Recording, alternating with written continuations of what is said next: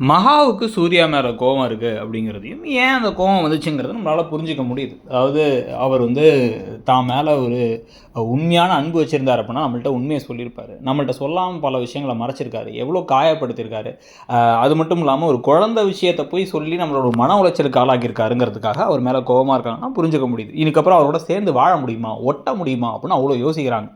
ஆனால் ராஜலக்ஷ்மிக்கு ராஜ மரியாதை கொடுத்து ராஜலக்ஷ்மி ரூமுக்கு பார்க்க வந்தால் கூட நீங்கள் ஏன் வந்தீங்க, நான் வரனே உங்கள் ரூமுக்குங்கிற அளவுக்கு பேசுகிறாங்க. இந்த ராஜலக்ஷ்மி யாருன்னா தன்னையும் தன் குடும்பத்தையும் ஒரு துச்சமாக ஒரு புழுவை போல மதித்து அவ்வளோ கேவலமான வார்த்தைகள் பேசி காயப்படுத்தின ஒரு ஆள்.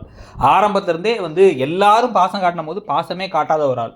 ஆனால் அவங்ககிட்ட இவங்களால டக்குன்னு சரியாக்க முடியுமா? ஆனால் விஜய் கிட்ட சூர்யா கிட்ட சரியாக முடியாதான் அப்படிங்கிறது பார்த்திங்கன்னா கொஞ்சம் நமக்கே ஒரு மாதிரி என்னடா அது கோணலாக இருக்குது அப்படிங்கிற மாதிரி தான் இருக்குது.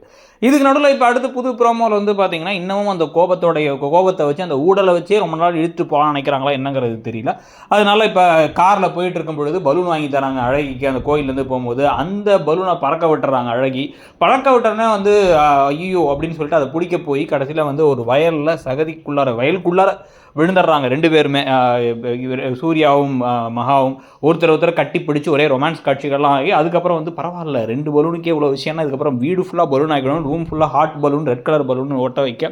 அதுக்கு இவங்க திட்டுறாங்க, ஒன்றா அவர் வருத்தப்படுறாரு அப்படின்னு சொல்லிட்டு ஏதோ காமெடி ட்ராக்கெல்லாம் எடுத்துக்கிட்டு இருக்காங்க. இதுக்கெல்லாம் நடுவில் கதை இன்னும் கொஞ்சம் இன்ட்ரெஸ்டிங்காக போனால் நல்லா இருக்குங்கிறது நம்ம கருத்து. உங்களுக்கு என்ன தோணுதுங்கிறத சொல்லுங்கள். தேங்க்யூ.